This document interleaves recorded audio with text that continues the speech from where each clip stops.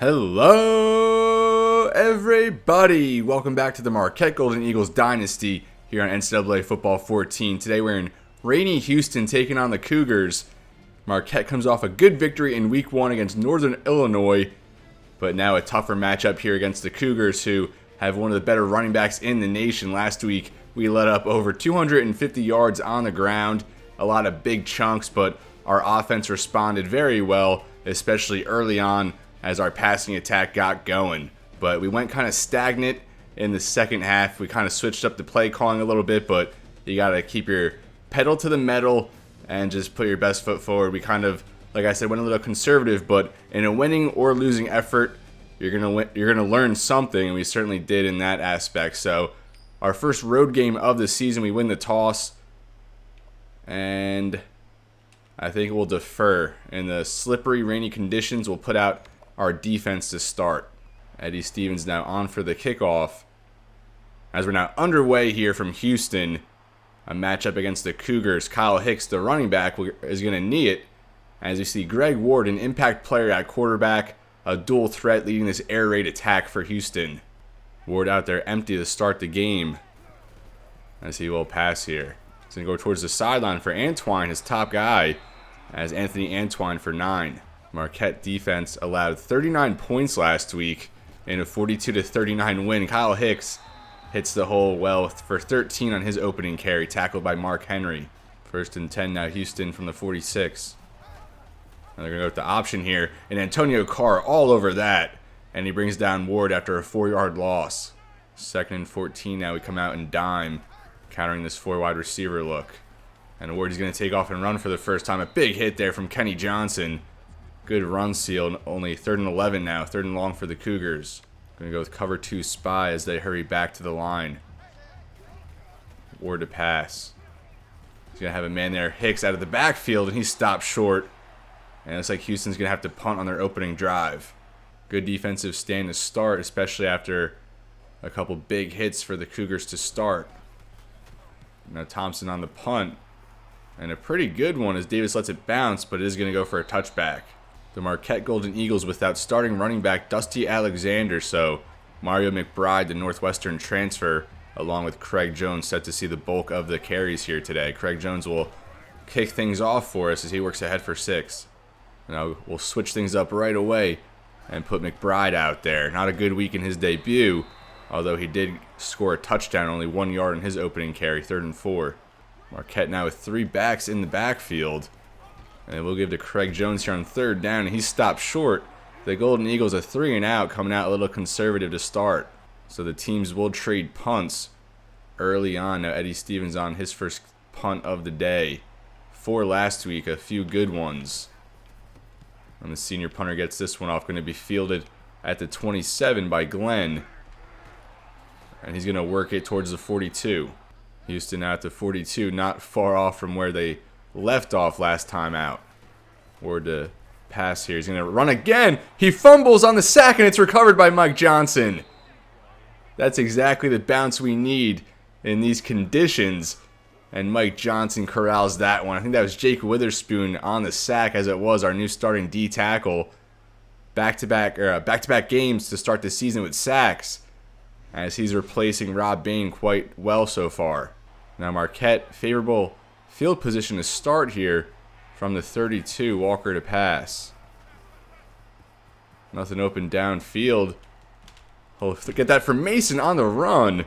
And Jack Mason, he's been trustworthy through our first game, our first touchdown through the air last game, his first of his career. And this time he gets open on the extended play. Now 1st down, Marquette right outside the red zone as they give to Mario McBride, trying to bust it outside. And he runs into the line, only 1 yard. 2nd and 9 now. Quincy Bonner in motion, the true freshman. They're going to go with the wide receiver option, as that goes for a 5-yard loss on Bonner's first college touch. I definitely did not see that defender just hanging there. Luckily, he didn't get in for a forced fumble. Now 3rd and long. See how they play this just outside of field goal range.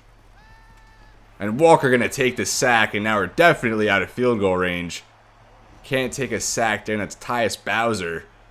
And Justin Hill, look at the long arm. And just right by Justin Hill at the arc point. Hill has really struggled in pass protection, especially early on last season, but kind of improved down the stretch. But I think already 2 sacks allowed. And now we're going to have to punt from the 35. Brutal, you know, if you have a touchback here, it's only a 15-yard swing, so really important to try and at least gain some leverage here. I don't know how I feel about this. Definitely want to get some hang time on it. As Stevens gets the kick up, and that might be perfect. That might have went out at like the 2. I hope. I don't know if it was a touchback or not. At the 4-yard line, so it pays off. A great punt there from Stevens. Now inside their own 5, we're going to go with the corner crash here. Looks like Ward making an adjustment as he does give to Hicks. And look at Mark Henry getting through there for a huge run stop. Hicks had some momentum going upfield. Houston now hurries back. And do they go back to the run? We're going cover 2.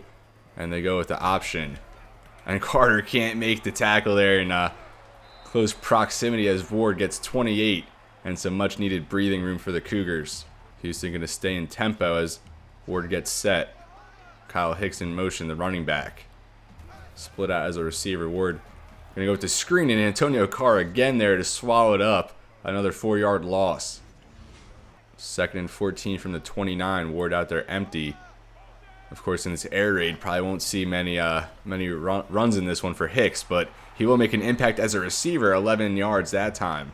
3rd and 2, going to go cover 1 press. And they give to Hicks. Bobby Price there to meet him as Hicks does avoid him. But Mark Henry, another big stop against the run, forcing the 4th down. And another punt here from the Cougars. Not going to test the limits at this point on just 4th and 2 from just shy of midfield. Another one up. Kevin Davis back for the return. We'll just fair catch that with the defender crashing in. 1st and 10. I think we're going to put Terry on an out here as we just get the snap off. And Terry's wide open over there. Makes the grab. Breaks the tackle. And he has some room up the sideline. And Josh Terry, 100 yards last year in his debut. And a big catch out of the gate for him. 24. Broke a tackle. Got up the sideline. Made a man miss. And then finally forced down. Josh Terry, I mean, we called him a fullback, but he's been a primary slot receiver here to start the season. Now Craig Jones out there as he gets the carry. Good blocking sets up. Sean Murphy picks up a block. Craig Jones, a good spin move as he usually pulls off. And back-to-back big plays, 22 yards that time for Craig Jones. Jones was held in check last week in the opener against Northern Illinois, but already exceeding last week's rushing total. Now 1st down, we're going to go with play action. There's Jack Mason open as he's going to drag a man inside the 10. 26 yards to make it 3 straight big plays for this offense. I said it last week, just playing with a lot more confidence on offense here this season. To start at least through our first 5 quarters. Now 1st and goal, we'll go with the read option. As Greg Walker brought down 6-yard rush inside the 5. Now we come out in slants, but I think we're just going to audible to a run here for Jones as this first quarter winds down. We do have to call a play, so we'll see if we can sneak one late into the end zone. And we take the snap. Jones stuffed at the line, so a 3rd and goal coming up, and we'll see what we do. But an electric drive here. Marquette responding from a bad 3-and-out to start. The defense holding strong thus far, although we have given up a few big plays, especially to Greg Ward, but we're going to have to bunker down a little bit and play a more complete game. 3rd and goal now from the 5. We're going to go with bench swap. Maybe get Terry his first touchdown here. As Walker takes the snap, we're going to go for Terry there. And he gets in for the touchdown. What was it, a 24-yard catch earlier? This one for 5, his first score. And Josh Terry, a bright future ahead of him, although only 1 more year of eligibility, but already making a huge impact. And that ball just barely crossed the plane. Stevens now on for the kickoff following the opening score of this contest. It's going to be fielded at the tip of his own end zone by Glenn, the backup running back on this team, kind of overshadowed by Hicks, as he'll bust that to the 35. Marquette did give up a kick return touchdown last week. Before we get back to the action, we'll take a look at the Houston Impact players on offense And it all starts with Greg Ward Jr., 89 overall, tremendous athlete under center, 87 speed, 89 acceleration, 86 agility, 79 elusiveness, very good for a quarterback, 88 throw power, and 87 throw accuracy, so a viable arm here in this air raid scheme. His second season as the starter last year, 27 touchdown passes, over 2,600 yards on the ground. He had 685 and 4 scores. At running back, here's the man we keep mentioning, Kyle Hicks, one of the best in the nation at 95 overall, 96 speed, 94 acceleration, 93 agility, dynamic athlete with 93 break tackle, 90 elusiveness, 91 vision, and a 90 juke. Production-wise, last year, 838 yards, so he doesn't get too many carries. He is the feature back. He has been the past 2 years, but they throw it a lot, so we'll see if he even cracks 10 carries in this game. Last year, 6.4 yards per carry with 12 touchdowns over his career, 36 catches with 5 touchdown catches over his career as well. Then there's Joseph Glenn, 91 overall, the second best player on this team, 89 speed, 91 acceleration, more of a power back, 5'9", 226. We'll see him on kickoffs a little bit, 94 break tackle, 92 spin, and 92 juke. Not too many stats, 69 carries last year as the backup, just under 400 yards, but 5.7 yards per carry. In this air raid scheme, we're going to see a lot of 4 wide receiver sets, as we already have, and it all starts with Anthony Antwine, 88 overall, not the fastest, but 93 catch, 87 route running, 86 catch in traffic, so he can get open, he can catch the ball, 41 catches last year for 555 and a score. Then there's Donald Gage and DeMarcus Ayers, 2 redshirt seniors, along with Antwine, and they don't really have any stats of note. 120 yards and a score last year for Gage. Ayers just 4 catches for 29. Both of them, much bigger roles now in their last year of eligibility. At tight end, just 75 overall, John Lloyd. His first year as a starter. Nothing really as an athlete. Good catch in traffic, but otherwise not the best. Has 77 impact block. A decent blocker, but not really going to provide much as a receiver. Then on the offensive line, Marquise Lester, a 77 overall redshirt sophomore at left tackle. Jabraylon Thomas, 86 overall at left guard. Probably their best lineman. At center, Anthony Wallace, a 77 overall senior. Another senior at right guard, Donnie Moore, 83 overall. And then David Davis, love the name, at 79 overall at right tackle. So Houston, a lot stronger on the interior. Hopefully guys like Carr, Jones, Johnson can get home rushing from the outside. A delay give here for Hicks, the 95 overall running back, as he's going to be brought down there by Bobby Price after a 13-yard gain. Hicks doubling his rushing total on that last rush, went from 13 to 26. DeMarcus Ayers, his first grab of the season, picks up 5. Ward hurries back. Houston now across midfield. Going to set up a screen here for Antwine as he trucks over Aaron Clark, but then met by Kevin Davis, a hard hit, bringing up a 3rd and 2. See what Houston does here, 3rd and short. They're going to give to Hicks. Met there by Chris Carter, but Hicks does get the forward progress and barely ekes out the first down. Houston now at the 42. As they'll fake it, Ward swings that out for Turner. Turner puts his head down, picks up 4. 2nd and 6, Ward starts 7 for 7 on the day. Hicks going to split out wide now in motion. Ward, easy pitching catch there for Ayers, and that's 8 and a first down. Ward now 8 for 8, but just 44 yards. Now from the shotgun as Glenn checks into the game. Ward to pass. And he'll go back for Gage on the in and out, 5 yards at the sideline. 2nd and 5, Houston keeping tempo. Ward another swing out, and that's Kenny Johnson on the pick. We get so lucky with these wide receiver screen interceptions as Johnson will bring it past the 40. He had a pick 6 last week. Can't quite finish it, but another turnover generated by this defense. We're now +5 in the turnover differential through 6 quarters so far on the season.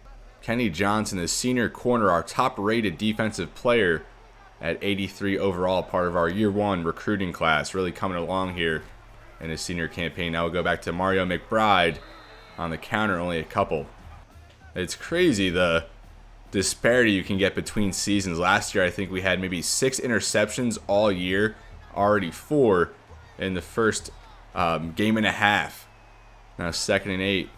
Walker on the drop back. We're going to go for Kevin Coleman. And Coleman hangs on, had a big week last week. 5 catches, 76 yards, and a score.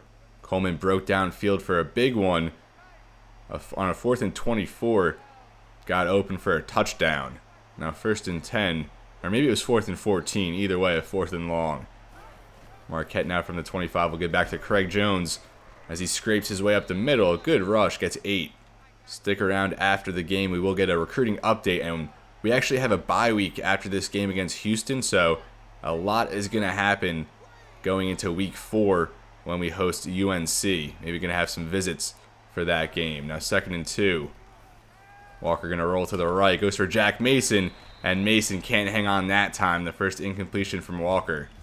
3rd and 2 here. Not sure about this look, but we are just going to roll with it. Walker takes the snap. We'll just dump that off quick for Childress. And a risky throw, but he's trustworthy, always reliable. Hangs on for a tough 4 yards and a first down. I don't know if Childress even had a catch last week, despite all of our passing yards. Almost 280, I think, from Greg Walker through the air. Now 1st and 10, we'll go back play action. There's Jack Mason again, and he hauls in the touchdown. And that's now 2. Greg Walker, 3 touchdown passes last week, 2 this week. I forget who the first one was to. That's how shot my memory can be at times. Oh, no, it was Terry. So Terry and Mason work into the end zone. Jack Mason already 2 touchdown grabs on the year. The Golden Eagles already up 14-0. We were able to jump ahead big last week, but couldn't really hang on as NIU fought back and only ended up losing by 3. Now another return here for Glenn as he's brought down towards the 30. Greg Ward and the offense now back out there after the interception last time out. See how the senior quarterback responds. Ward to pass. He's going to roll. And he's going to be brought down by Mike Johnson. That's going to go for a sack. 2nd and 11 now. Ward out there empty. He'll take the snap. Going to go on slants. He actually goes for Ayers at the sideline. Picks up 3, now 3rd and 8. Ward had a couple guys over the middle of the field, but went to the sideline instead. 3rd down here for Houston. Ward going to pass. And he's going to be chased and brought down by Antonio Carr. And I think Ward a little shaken up now. Carr already 3 tackles for loss as he smacks Ward that time. 4th down. Marquette getting the ball back. There was a clipping call on the punt, which was a fair catch. So that'll drive us back to the 18 now. 3:39 remaining here in the first half. McBride going to try and bust one outside, spins inside, and he'll get 5 up the middle. Marquette up 2 scores, and like I said earlier, we can't adapt our game plan. Just got to keep rolling with what's working. Can't take our foot off the gas. Now Walker to pass. Over the middle there for Terry, and Terry will get 8 and a first down. Marquette now in the flex bone, 3 backs out there. And go with the option. And we'll get the pitch off for McBride. And McBride going to get 6 off that one. Finally, the option somewhat successful for us. Maybe could have done it a little bit better there. Craig Jones now the lone back with 2 tight ends on the field. As Craig Jones does get the give and does get the first down. 5 yards up the middle. 1st and 10, Marquette now from the 41. Walker on the drop back and a roll to the left. He's going to hit Coleman there coming back to the ball. Risky throw on the run off his back leg, but junior Greg Walker, a much improved version than sophomore Greg Walker. Now 2nd and short, I think here from the 50, we'll just take a shot. Maybe just dump it off for Jones if he leaks open out of the backfield. Walker takes the snap and a roll to the right.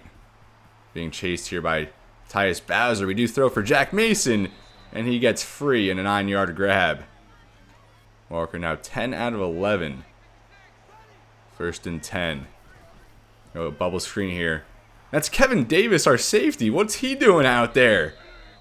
20 yards on a bubble screen from the safety, Kevin Davis. I do not even have him in a formation sub. I have no idea. Look at the spin at the sideline. I have no idea how he worked into the offense. Put me in, coach. I truly do not know how that happened. I understand stamina.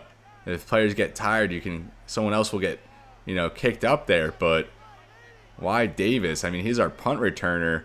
And maybe we do have to get him into the offense now. 1st and 10. Walker to drop back.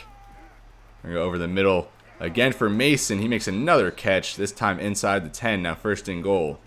I did not expect Jack Mason to make such a big impact as a receiver. More of a blocking tight end. Now 1st and goal as we hit the minute mark in this first half of play. Craig Jones a give as he's going to work it in. That spin move is like electric.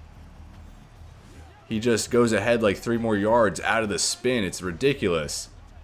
And Marquette going to take a 21-0 lead pending the extra point. And what a start here in Houston. We'll get our first studio update of the day as the Georgia Bulldogs come in at 15, trailing South Carolina number 3. The Gamecocks come off a very good win in week 1 against Virginia Tech. The Bulldogs trying to hand him a loss here. Now 58 seconds remaining for the Cougars, all their timeouts. Plenty of time in this air raid attack to get a couple quick strikes. And Glenn, the kickoff hits off him. He does catch the ricochet as he's ripped down at the 28. Word out there empty. 5 receivers on the field.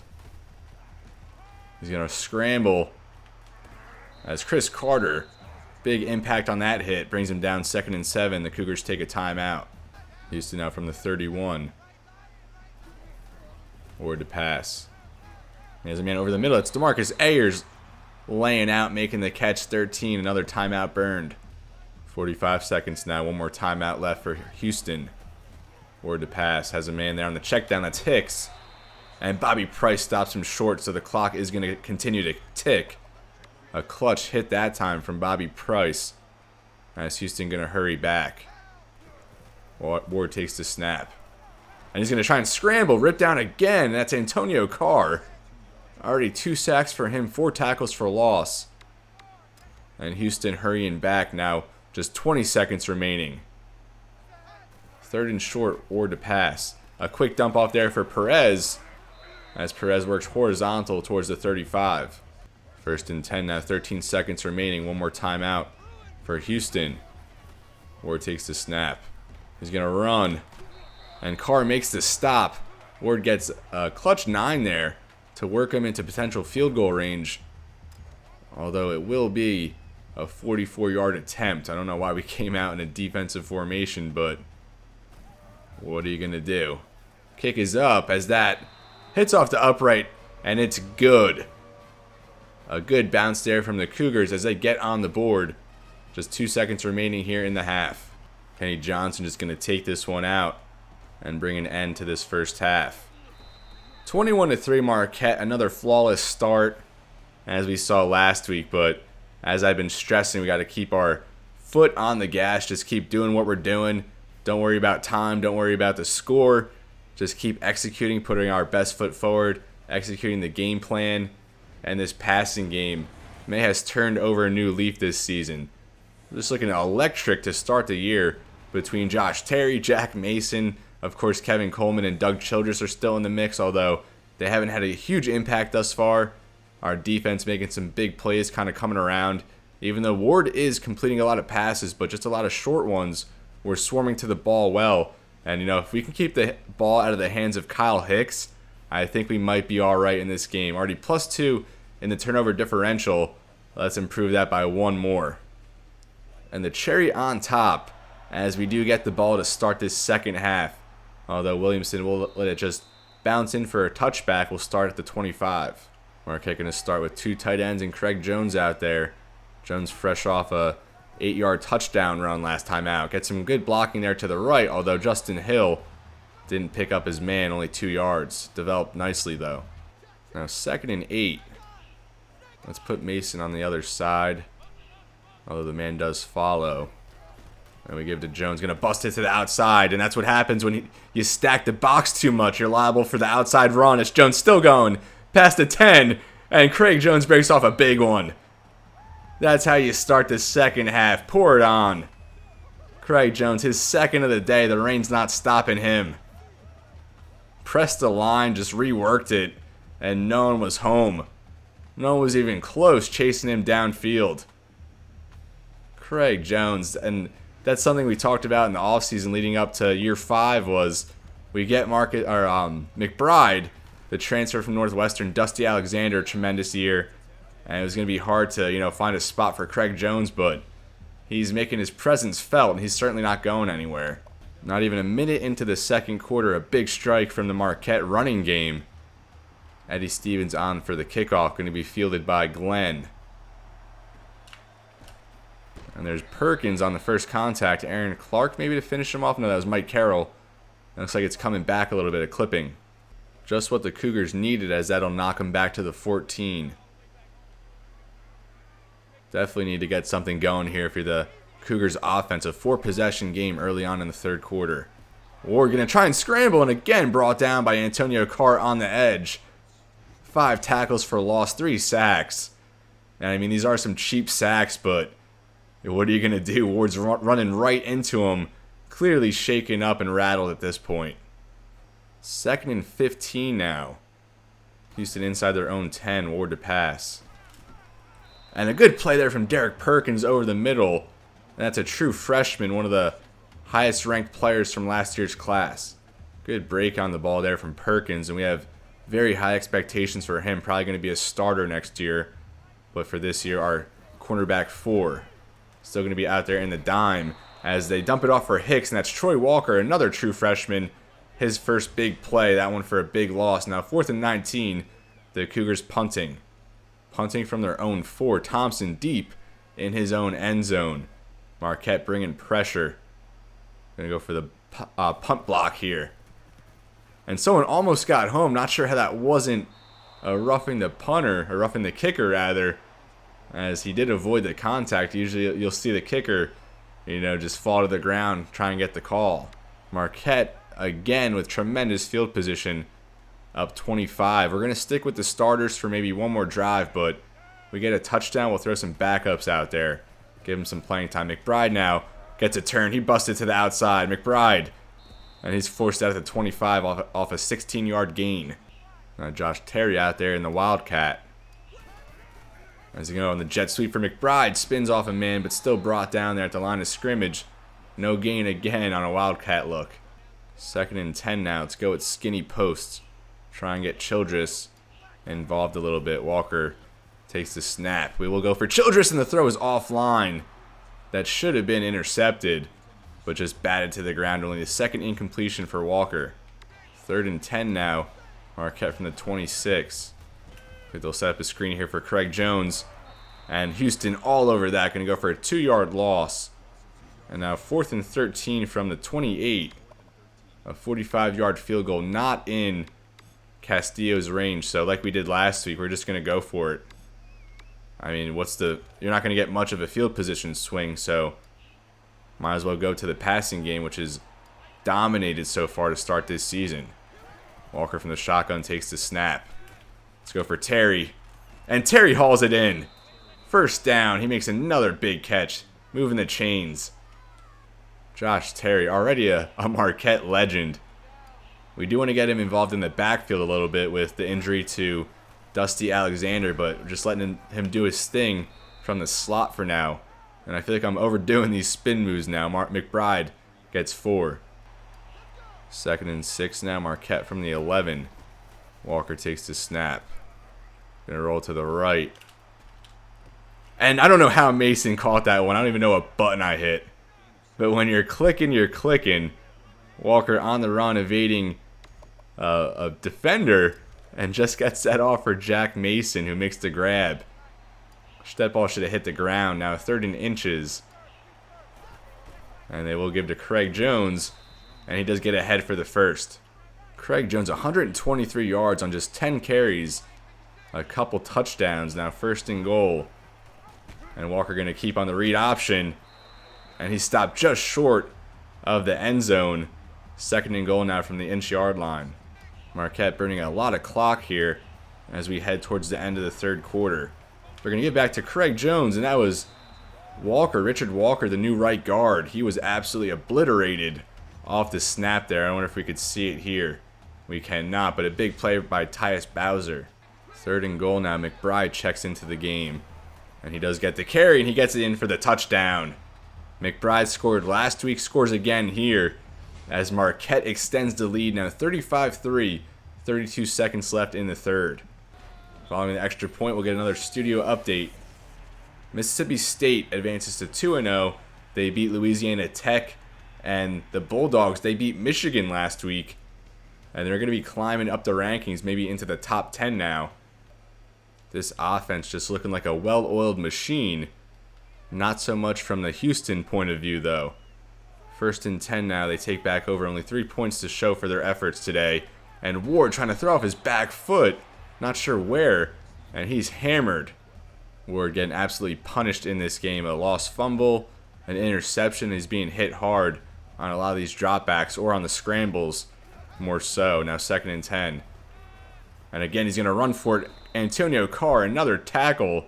Make it number 8 for him. South Carolina does end up beating Georgia by 4. The Gamecocks number 3. Less than 10 seconds now in the 3rd quarter. And they're going to go for a screen as Antonio Carr. Another stop. And that's going to bring us into the 4th. Marquette just continues to dominate. Craig Jones just, you can't say enough about him. A 2-star running back prospect back in year 2, I believe. Redshirted, now a redshirt sophomore, making a huge impact in the running game. Houston, another 3 and out, and honestly just a depressing performance in front of the home fans. It's bad enough you have to sit out in the rain, but to watch your team get absolutely obliterated, just putting salt in the wound. Now Kevin Davis, another chance to make a play, as he'll work that toward the 9. And now we'll actually have Lawrence Jackson take over at quarterback. The true junior, the same class as Greg Walker, but he just didn't take the starting job. Walker does. McBride breaks a tackle, reverses field, and takes that ahead for 11. We're not used to seeing runs like that. Another 1st down for Marquette, as they're already back in Houston territory. We go back for Craig Jones, and another strong run takes that ahead for 10. He's unstoppable. And Jackson out there empty, going to pass, and he has Josh Terry right over the middle, wide open. And Lawrence Jackson connects on his first pass attempt. Josh Terry now 5 catches, 62 yards, and a touchdown. Marquette going to go play action, going to pass again here. And Jackson's going to hit Jack Mason. Jackson to Jack. And that goes for 23, another huge strike in the passing game. Mason now over 100 yards. I don't know how to explain what's happening, but our offense has never played at a level so high. Now 1st and goal. They're going to get for Michael James, his first carry of the day. Only 1 touch last week. Just 1 yard, 2nd and goal. Now McBride, the lone back. Houston stacks the line. And they'll give to McBride anyway. Nothing doing, brought down for a loss. Offensive coordinator Bobby Goss wants us to go with a little mesh right here. Play that's set up. And we'll just throw that one away. And now it's going to be a 4th and goal. We're just going to go for it. I mean, I don't know if this is a situation where you'd say we're running it up, but what do we really have to gain from a field goal? Might as well get in a 4th down situation. As Craig Jones will find the end zone again, his 3rd of the day. Give him the hat trick. Marquette now at 42-3. The most points we've ever led by at any point in this series. Still halfway through this 4th quarter. Now we have inserted a bunch of backups here. We have Jed Brigham, a true freshman at right defensive end. As Greg Ward back to pass, going to fire it downfield. And it's intercepted by Robert Williamson. He had 2 in week 1, and now he gets another. Already surpassing his interception total from last year. And look what happens when we don't try to user the DB downfield. Greg Ward, what happened, man? I feel for him. He was certainly not ready for this onslaught. 42-23, the 3rd turnover generated by this Marquette defense. 3 forced turnovers in the first 2 weeks. Now another gift for Craig Jones, and this is just ridiculous at this point. Another spin move. And a huge run down to the 35, add on another 33. And I'm pretty sure Craig Jones has now set a new Marquette single-game rushing record. I cannot believe what Craig Jones has done here today. Most of it in the 2nd half as well. Now 1st and 10. And we'll set up a screen here for Kenneth Pope. And Pope, a backup receiver, our receiver 4 at this point, with Terry in the slot. His first catch of the year for 6 yards. Now Sam Manning checks into the game at running back. Going to get some of these backups some reps. manning his first carry. Works back towards the first down marker, but a flag, and it's going to come back for a hold. 2nd and 11 now, 2:40 remaining in the game. Manning another give as he gets ahead for 2. Now just 2 minutes remaining. I'm sure Houston can't wait to get out of this one. Lawrence Jackson will keep on the read option. He takes that ahead for 6 yards now, 4th and 3. And we will just test the waters here on a Castillo field goal attempt. This one from 45. Kick is up, and that's well short, so maybe 40-42, probably his ceiling. Greg Ward, an interception on his first pass attempt of the last drive. Thought they might pull him, but he's still out there. Takes the snap, and he'll just chuck that one out of bounds. Hicks now in the backfield, 1:12 remaining. And they will start a screen, and Mark Henry crashes down to force him out of bounds. A 2-yard loss. Last week's game was so fun against NIU. It was just balanced, back and forth. And while, it is fun to blow out the CPU once in a while, you kind of wish for a closer game most of the time. Another screen, and Mark Henry again there to wrap him up. And it's going to be a 4th and 14 now, and Houston will punt. So we take back over at the 30. We'll just do one more handoff for McBride, and then we'll take a knee and get out of this one. McBride, a strong run up the middle, and he'll close his day with an 8-yard gain. And that is going to do it here in Houston. I did not expect this game at all, for those who have been following. We don't really blow teams out. I don't think we've ever had a blowout win. I think our only our biggest win to this point was 21-0 maybe against Mississippi State back in, what was that, year 2, year 3? But never anything like this, taking it to Houston, who is a good team, but I don't know what went wrong. You just saw all day they just struggled. Greg Ward could not get going, and our offense has been dynamite so far on this season. So with that, kneel down, Marquette now 2-0, and I'm sure we're going to get some national recognition after this game. We want to be ranked. Stick around for the end of this one. We're going to get a big recruiting update. We're going to skip ahead after this. We do have a bye week, and then we'll simulate into week 4 as a lot of developments will be happening on the recruiting front. But perhaps the best game we've ever played, 168 yards on just 14 carries for Craig Jones, 3 scores. Josh Terry, a big impact as a receiver. Robert Williamson and Kenny Johnson, each with an interception, as they both have had interceptions in each of the first 2 games to start this season. I can't say enough about this game. 42-3. And we better be in the rankings, folks. After coming off the biggest win in school history, I was hoping for a little bit better news on the recruiting front. And it's not bad, but, at the start of the season when I saw all these high-caliber prospects interested, I kind of forgot, you need to bring them in as well. So Tyson Williams still, we're second for him, Wisconsin leading, and we're losing 80 each week, so not the worst. We're the only other program, along with the Badgers, to offer Tyson Williams our top target in this recruiting cycle. He's already 60% locked, and a lot of these guys up here are over 60%, so he is ready for a visit. We'll go ahead and schedule his visit, but I don't think he had any other visits yet, and I'm pretty sure the longer you wait, the more of a bonus you get. So I don't know if we should just hold off and maybe try and schedule him for week 6 after a couple other programs schedule him first. So we'll hold off on that for now. Stephen Goodman, a tremendous athlete prospect. Actually, NIU is in on him, but after we beat them in week 1, they kind of slid down. Northwestern and Eastern Michigan ahead of us right now. And we're losing 70 each week. Eastern Michigan climbing, and he does have 4 scholarship offers, 63% locked. And we really would like Goodman. We'll take a look at his scouting.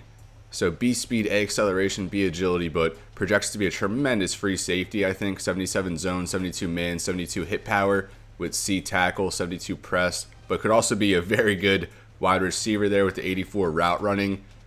So just a weapon, but I think we tend to go defense when we bring in guys like this, especially it is harder, I feel like, to bring in, stud defensive prospects, especially maybe in the secondary. And I think Stephen Goodman would translate tremendously there. And he is ready for a visit as well. Again, like Williams, no visits scheduled.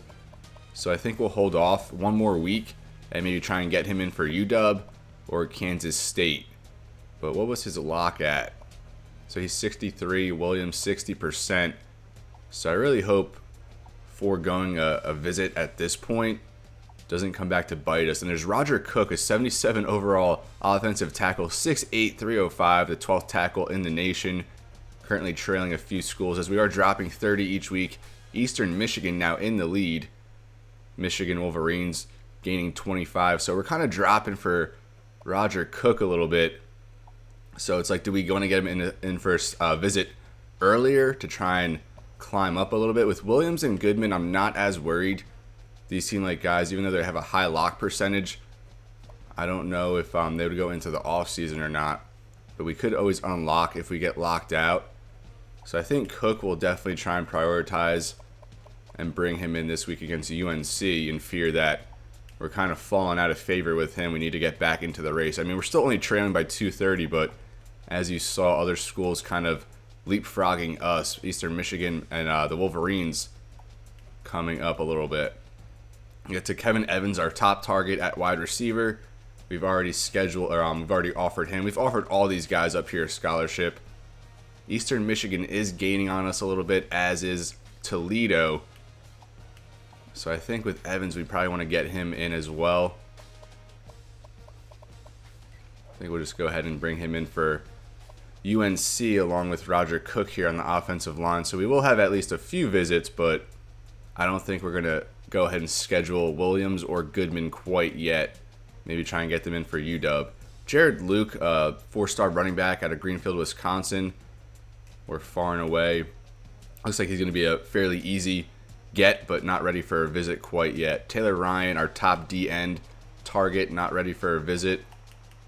But with him, we are pulling away very well over Iowa State, the only team to offer him. And with Luke, we're pulling away from every other team as well.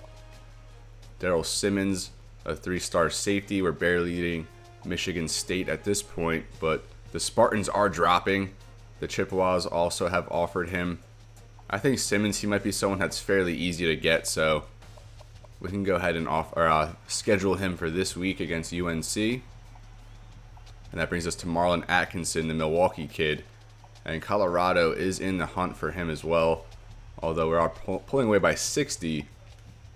I think with Atkinson, he's another guy we can maybe get in for an early visit. Plus, we have that complimentary visit for Cook, so we'll take that 50-point bonus. Andrew Thomas also ready. And Illinois and Iowa have already scheduled his visits. What's his lock percentage? We're currently second behind the Fighting Illini. We're only dropping by 30 each week. 71% lock, so I think he's someone we want to get in a little bit earlier. And we do get that complimentary for Simmons, so Andrew Thomas will bring him in as well.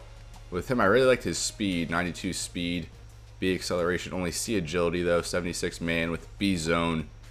So I think he is our top corner prospect, assuming that we have Stephen Goodman up here to play safety. That brings us to Bobby Guidry, another team. We trail Illinois for Thomas and Guidry. And he already has 4 visits scheduled, so we probably got to jump on the train. And I think we'll get him in this week, along with Cook and Atkinson. So 3 offensive linemen this week against the Tar Heels. Kyle Romero, another wide receiver. So if you watched the preseason episode, you saw that Joe Wilson, we actually preferred him over Kyle Romero. But with Wilson, the Hawkeyes are definitely going to get him. He's super favorable to stay in Iowa, so we had to kind of pull out on him. And instead, we're pursuing Kyle Romero, not yet ready for a visit. And we are pulling away from Missouri, so we'll probably schedule him in the next week or two. Dustin Lear, only D tackle on the board. Looks like he's going to be fairly easy to get. No one else really pursuing him. He did drop 3 after scouting, so I'm really worried he's going to drop more. Out of Saskatoon, Canada, the first player that we've ever targeted from Canada. Now Doug Dougherty, another Milwaukee prospect, and no one else really pursuing him. So another guy who's probably going to be easy to get. None of these guys ready for a visit quite yet. And then that brings us to 2 linebackers. We only really need 1, and we're just kind of pouring in close to the bare minimum for these guys, Jonathan Roberson and Suggs. With Roberson, we're pulling away by 135 against Illinois, and then Suggs gaining 85 on the Spartans. So I really don't know who I prefer between these guys. Suggs is 6'4", 215 out of Muskegon Heights, Michigan. Roberson, a little bit better size at 6'4", 234 out of Aurora, Illinois. Roberson has 77 speed, C agility, B acceleration. Suggs 79 acceleration, D agility. So Roberson looks to be a little bit better of an athlete, although Suggs does have the B speed, 75 tackle, 76 block shed with 68 pursuit. And Roberson 70 tackle, 65 block shed, decent power move and finesse move, good coverage at 70 zone to start. And it looks like Suggs D in both coverage categories. Looks like he's maybe a little bit better of an athlete, but I think Roberson might be the better overall player. So I think Roberson is going to end up being the guy that we go after, but I'm still not sold. I really like the speed from Suggs, and the 76 block shed is very good, but other than that, good tackler. Maybe we just go for both. I don't know. We'll just keep them both at 150 for now. And then Hunter Kraft, the top kicker in the nation, and we really could use him. 89 kick power, so right away he would come in and totally revamp our special teams. You know, we would get touchbacks on kickoffs most of the time, and we could hit field goals maybe from 45 and beyond, which we haven't been able to do throughout this series. He is ready for a visit. I think we'll just hold off on him. I don't know. You don't really get a bonus for kickers, but we're losing 90. I think we actually bumped up his points. We'll try and keep the top kicker in the nation in Wisconsin.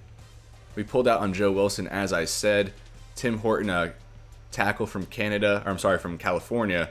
We pulled out on him as well. Army and Boise State pulling away.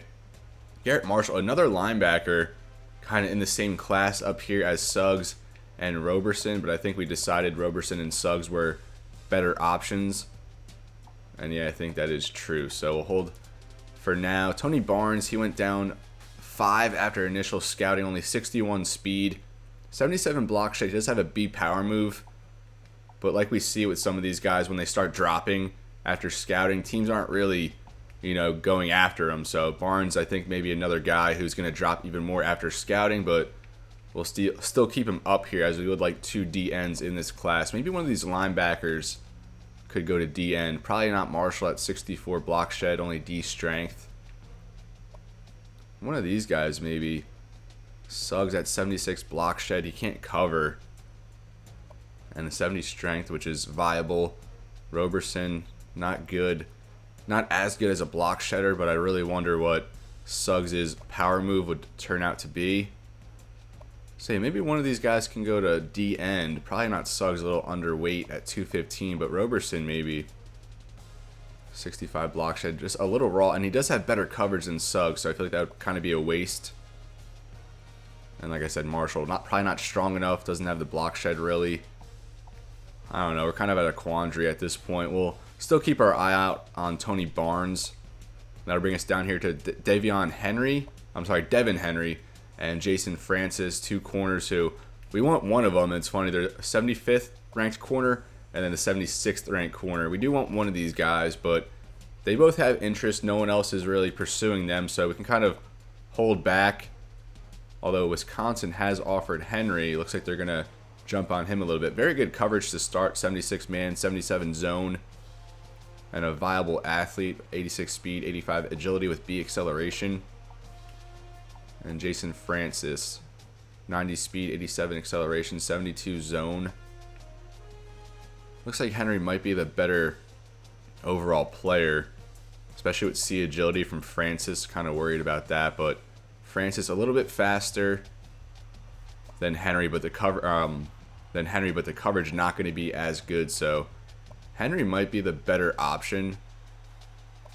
I'm not sure yet. Matt Robinson probably going to be our target at fullback. We scouted him. He went up +6 already, and you love the 80 impact block, 87 acceleration, good for a fullback, and he should develop quite nicely. Just a 1-star. So we haven't really dug into him. No one else really pursuing him, so I think we could kind of hold back like we are with these corners.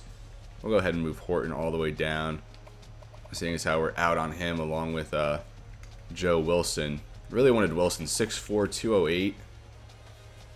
And just great catching, good route runner. But unfortunately, he's probably going to go to Iowa. It was either between Matt Robinson and Brandon Pittman for fullback, but Purdue looks like they're pulling away for Pittman, so we're not even going to bother. Plus, he's a little undersized at fullback at just 213 pounds. So I think Robinson we will end up offering at some point. I mean, we have 50 points left. I don't really see. Maybe just pour that into Kraft. And we can offer Robinson next week, maybe. Waylon Douglas at JUCO. Maybe he's a D end. 73 block shed, but D finesse move, 56 power move, so probably not going to play up on the line. 75 play rec, 72 strength, 79 speed. A linebacker, I guess, but we don't really need him, especially being a JUCO. Tight end would have been nice at 6'5", 250 with the 79 speed, C acceleration, but doesn't have any catching. We should have just went after Bo Jackson. What a name that is, but better options, I think, at fullback. And then we just get down here to the island of misfit toys, if you will. Just a bunch of low 50s, high 60 type players, just as some insurance in case we miss out on other players. So we have some visits scheduled, all of which are going to be this week against UNC, which we'll do next episode. Roger Cook, Kevin Evans, Daryl Simmons, Marlon Atkinson, Andrew Thomas, and Bobby Guidry.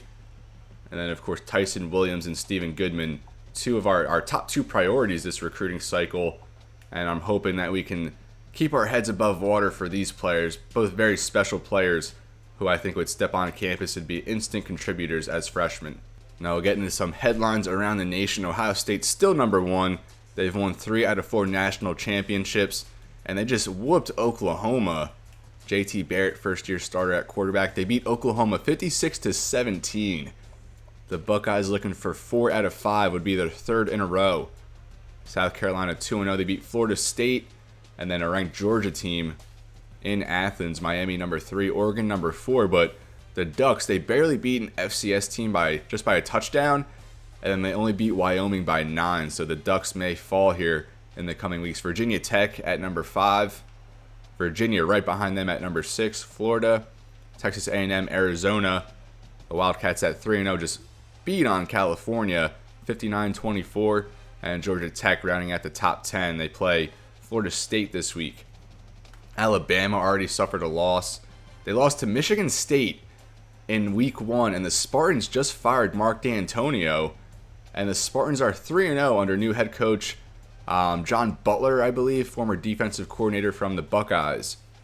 So wow, Bama, they lose early on. Penn State at 12, Army at 13. They come off an overtime win against Duke. West Virginia lost their opener against ECU, and we're going to see them here in a few weeks. TCU at 15, they just lost to Tennessee by a field goal. BYU just beat ECU in overtime. The Pirates almost another big win. BYU at 3-0, Purdue at 2-0, and they're at 17 in the nation. Texas lost their opener against USC 42-21. They lose that one in LA. Mississippi State loses to Auburn 28-18. Auburn, they're at 20, and we are going to play them towards the end of the season. USC at 21. Tennessee 1-2, already 2 losses for Tennessee. They lost to Southern Miss, and then they lost to Nebraska. So we play North Carolina in the next episode, and then after that we'll play Tennessee. They come off a win against TCU, and then they're at Florida, and Florida has won like 32 straight games in the swamp. So we might be playing a 3-loss Tennessee team. Nebraska at 23. Wake Forest falls to Rice, and they fall down to 24, and then Cincinnati at 25. So I wanted to be ranked. We were not ranked, and we're not even receiving any votes either. Oklahoma, Michigan State, Ole Miss, Michigan, UCLA, Georgia, Kansas State, who will play. Clemson are receiving votes as Georgia, Ole Miss, Oklahoma, and Marshall drop out. In the Heisman watch, Texas's Tyrone Swoops still leading the way. He came in as the favorite, but I mean, probably going to fall. They just lost to USC big. Only 184 passing yards, 3 touchdowns. Malik Zaire behind him. They just beat NC State. And AJ Moore, the top running back right now out of BYU, 194 rushing yards, 4 touchdowns, 32 receiving yards, and another score. So 5 total touchdowns, over 200 yards from scrimmage. James White, the Wisconsin transfer at running back, currently 4th, and then Alti Tenpenny from Alabama. So for the first time maybe in this series, 3 running backs in the Heisman watch. And now we'll get a quick preview of our opponent next week, the North Carolina Tar Heels. Ryan Switzer, the top-rated player at 94 overall, 6 catches for 90 yards in their only game so far. Last year, 911 for 9 touchdowns. 99 acceleration, 92 speed, good agility, 94 catching, 91 route running. So he's going to be slippery, he's going to get open, and he won't drop many balls with a 98 release. So gets off the line extremely well, and that's a tough task for Robert Williamson and Kenny Johnson.